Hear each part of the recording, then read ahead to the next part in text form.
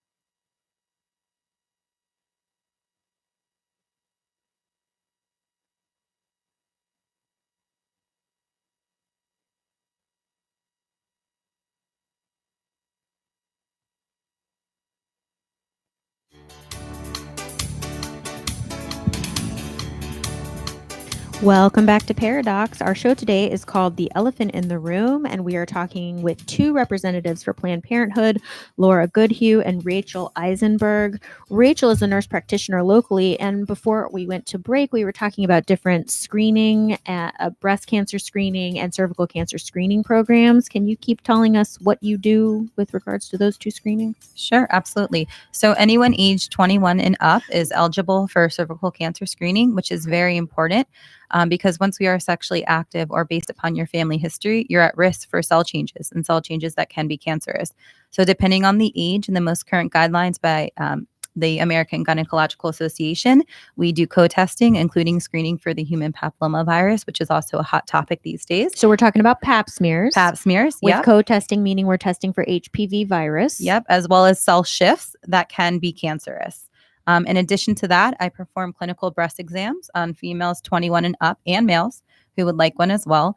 And we check for abnormal lumps or lesions in their breasts, skin changes, and abnormalities that could be cancerous. So I just want to take a minute because, in residency, obviously, Ira and I, both as family practitioners, do full spectrum care, take care from pregnancy, infancy, all the way to death. And so I did quite a bit of STD counseling and immunization counseling. And I always thought it was interesting that Gardasil vaccine, when it came out, so this is the vaccine that prevents certain strains of HPV, which is the cause of most cervical cancer.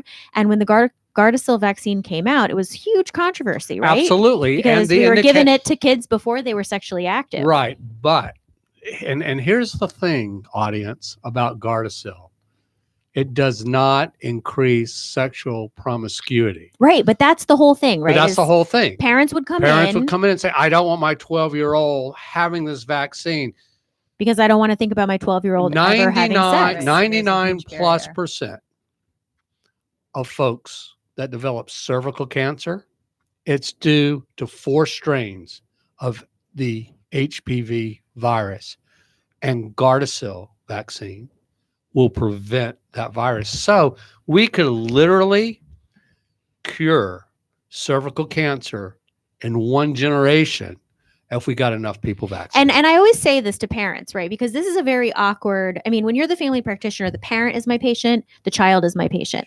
And so you're walking this fine line as a practitioner, wanting to be supportive of the parent, let them understand that you're on their side. You completely understand why they have reservations about this issue in general, especially because we're in the room with the child that is in question. And at this point, they're making eyeballs saying, I know exactly what y'all are talking about, right?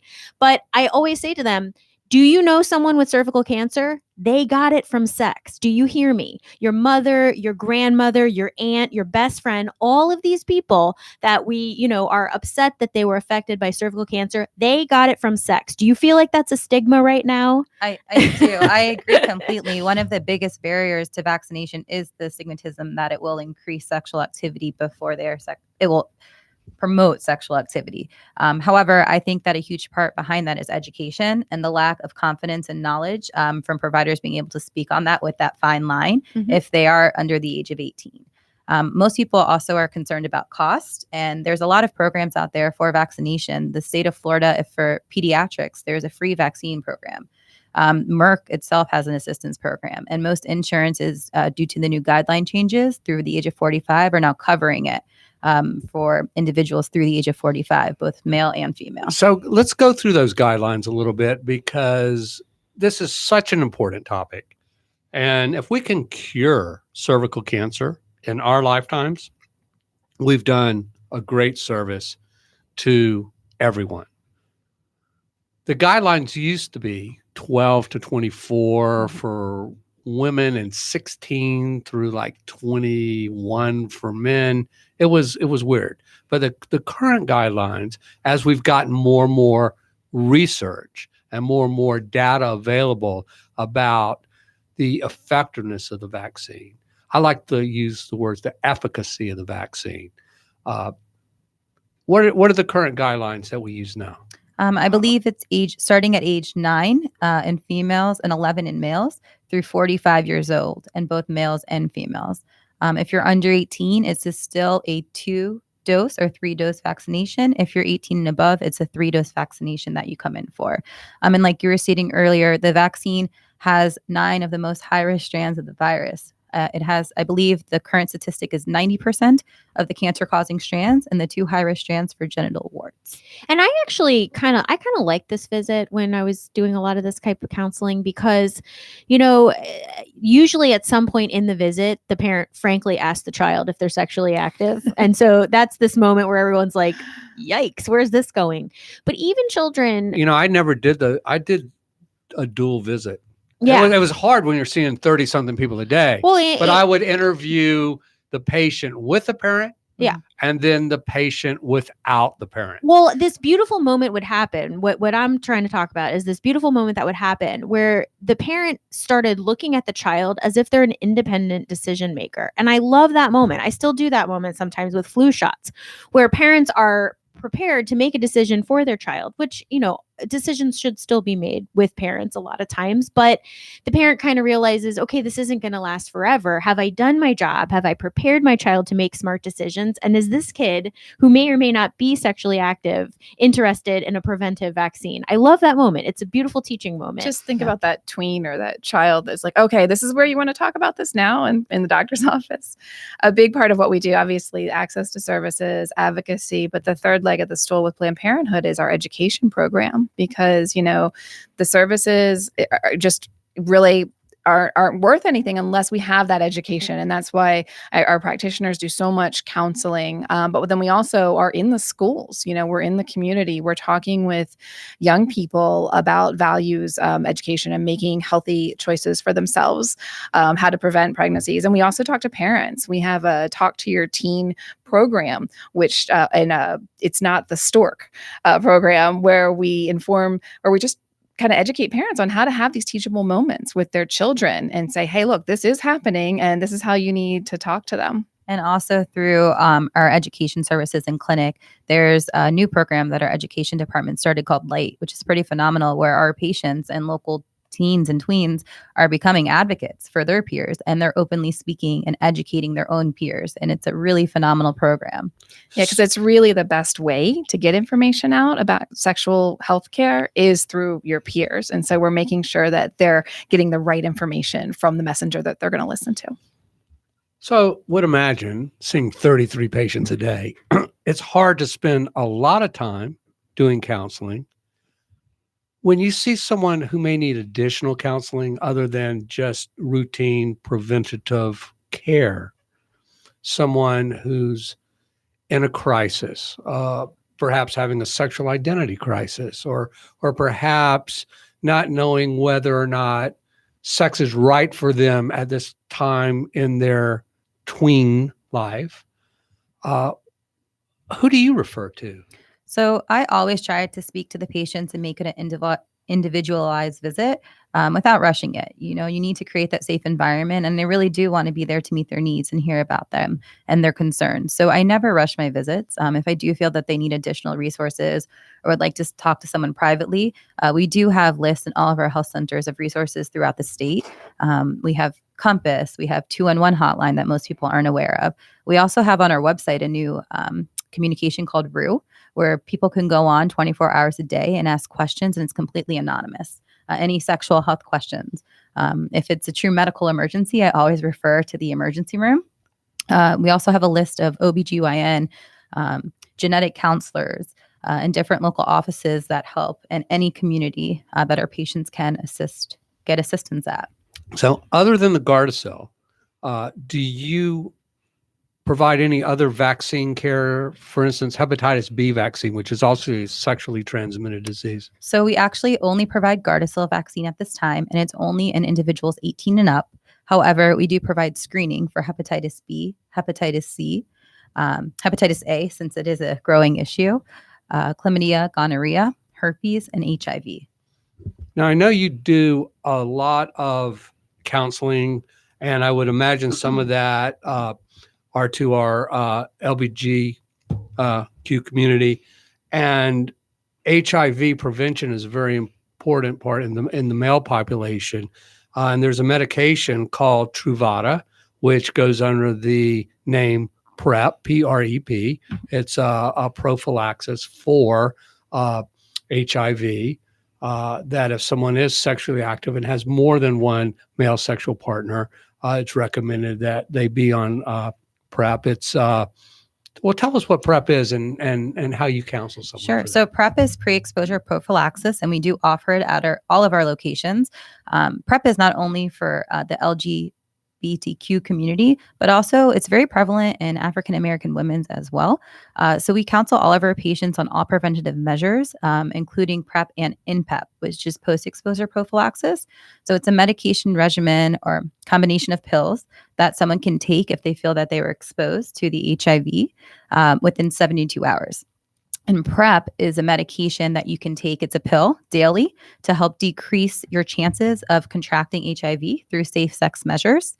There are actually two pills, Truvada, and they just came out with another one called Docentix, which is actually has pretty much the same efficiency rate. I think it's 2% higher of effectiveness, and it's a smaller pill. They both have patient access programs for those people who don't have insurance. There's also grants through the Department of Health, and insurance providers are covering it as well. So we give out all of the handouts and go into depth for any questions that they may have. We also monitor their levels to make sure it's safe for them to be on that medication. Okay, so we've learned from practicing for a lot of years. You more than me, just so you know. Oh, rub it in, please. That So many years. 50 to 60% of patients will fill their prescriptions. Oh. 40% just don't Really? bother to fill prescriptions. It's that high. So we actually have follow-up programs in place. Aha, that's what I was Yes. going to You saw the lead. I saw it. Take it from there. So we actually have follow-up programs in place. We have a system where we have a team called Centralized Follow-Up who actually will provide phone calls to our patients. We mail letters. And every time they come into the clinic, there's an alert on their chart to trigger someone to have a conversation with the patient about the preventative care or the follow-up plan that is needed. So, I'm so impressed with both of you because I think that, it is easy to stay in the bubble that we live in, whatever that may be, and just say, okay, well, I've got my little family in front of me or my little life in front of me, and that's all there is. But you come to work every day listening to, I'm sure, heart-wrenching stories of people who are underprivileged, who have been exposed to things that they shouldn't have, no matter how old they are. And I'm so thankful to both of you for doing this hard work. Do you feel like you're making a difference? I hope so. Every day I go into work hoping to make a difference. My patients actually make a difference in my life. Every day that I go to work, I walk away learning something new about someone and wanting to become a better provider. I hope I make a difference, even if I just make one person smile. I'm happy that I went into work that day. I do know there's always heart-wrenching stories in every field of medication and healthcare, in every office. Can you tell us one? Sure. One that you will never forget are certain patients who always touch your heart and family members. I had a patient recently who was unable to get into her actual OBGYN office due to an insurance change for about a month or two, and she was having breast pain. The patient thought that it was mastitis, which is a common infection in your breast from breastfeeding. And so she just wanted to be seen and have a prescription. I convinced the patient, doing my due diligence, to let me do a clinical breast exam. And upon the exam, it didn't feel like mastitis. It didn't look like mastitis. It didn't have those characteristics. So I pushed the patient to go for an ultrasound. She didn't want to. I promised her, if you go in today for the breast ultrasound, I will send in that prescription to the pharmacy for you this evening if I know that it's mastitis and it can show it. So long story short, the patient went in for the ultrasound. Now she had been being treated for mastitis 3 times at this point. And it actually ended up being stage 4 breast cancer. So because of me having a very in-depth conversation and taking that time with the patient and making her go for the ultrasound, we were able to prolong her time with her family members. And she was able to fight it for 2 years. Unfortunately, it didn't have the happy ending and she did pass away. But because of the services that we provide, I was able to be there for her and her family in her time of need and allow her to be able to have more moments with her family and her friends. That's a great story. And I like to think the fact that you guys have been around nationally doing these services for 100 years. It's like a fine wine. It just gets better with time. And stories like that are just amazing stories. Do you ever get frustrated? Do you ever say, why do I do this every day? What keeps you going, Rachel? I mean, who doesn't get frustrated? What keeps me going? I think I love to give back. I was always raised that no matter what you have, you should always be thankful and help provide something to other individuals. I love mission trips. I love helping out my community members. And I hope that in my time of need, if I ever step into that someone will be there for me. There's always been people who've been kind to me when I've needed the help or I've needed medical attention. And that's my goal. That's why I go into it. Whether how frustrated I get, I always want to be there for someone else when they need it the most. So let's talk a little bit about business, okay? Okay. Okay. You're there how many days a week? I work 4 days a week and 5 days every other week. Okay. And when you're not there, there's another nurse practitioner there? Yes. Okay. So the clinic then is open 5 days a week, 6 days a week? 5 days a week at most of our locations. And what happens if you are the sole provider? What happens after hours if someone needs to follow up on a service that you've provided? We actually have an emergency on-call pager, which I also partake in. It's myself and 3 other providers. So we are available 24/7 to answer and field those questions in emergency, as well as a call center that's available 24/7. So Laura, you've been doing this for... So I've been with Planned Parenthood for 6 years. Before that, I was doing consumer health advocacy work in the state of Florida, but really advocating for Medicaid patients, Kids on Kid Care, our CHIP program.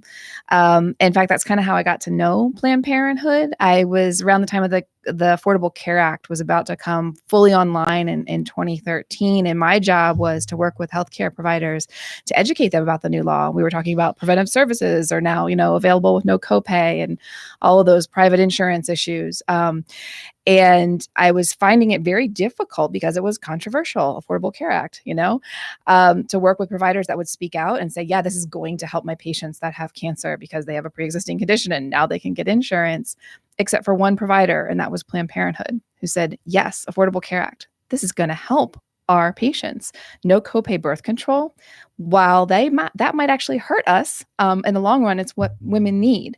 And then the opportunity came to work with Planned Parenthood, and I said, it's a no-brainer. And I actually came over the day the Affordable Care Act, I think, went into place, and I was on a list for being a navigator, somebody that helps people choose a plan in the marketplace. And I'm getting calls like the same day that I'm starting with Planned Parenthood.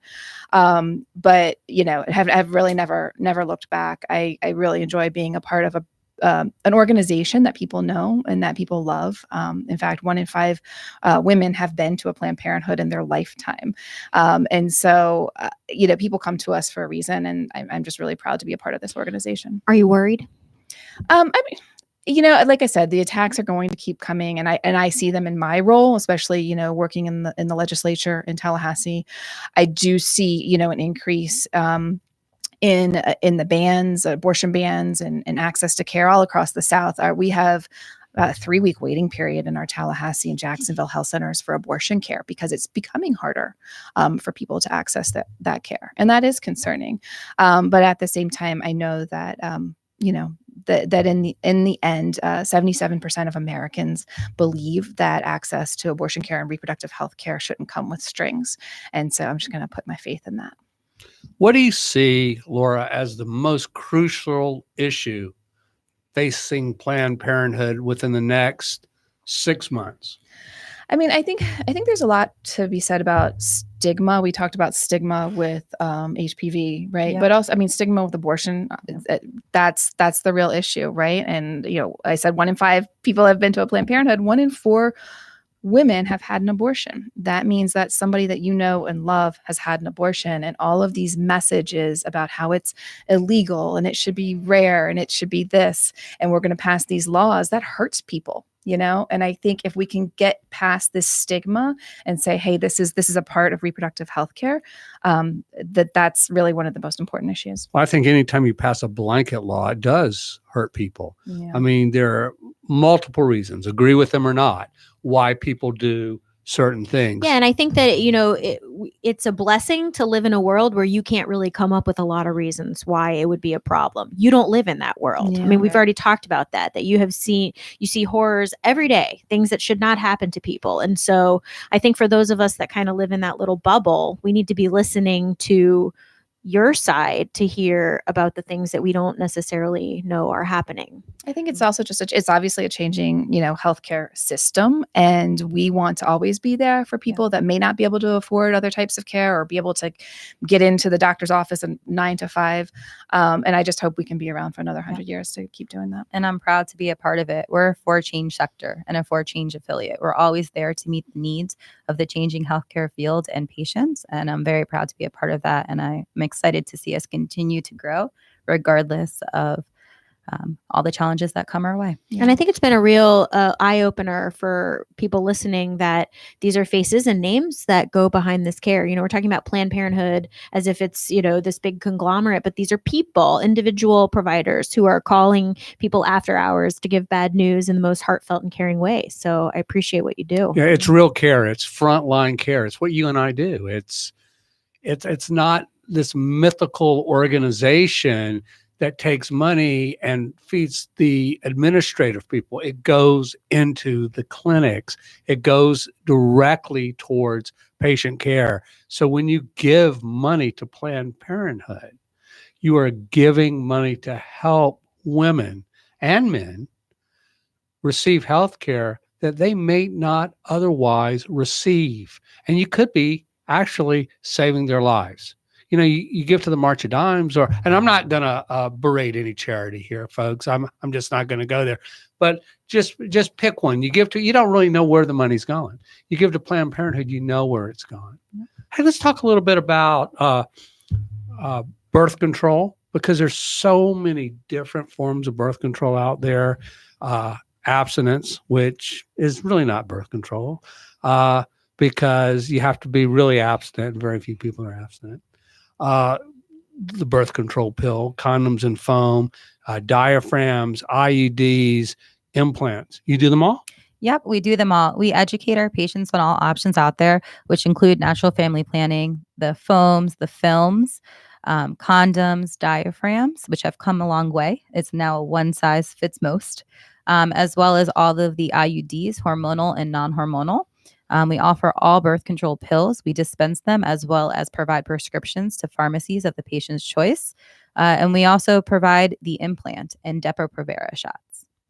So we choose a method based off of a conversation with the patient and what they're looking to get out of the birth control method, whether it's to help prevent certain types of cancers, whether it's to help painful, long, heavy periods, to control acne, or to help provide protection during sexual activity with use of condoms.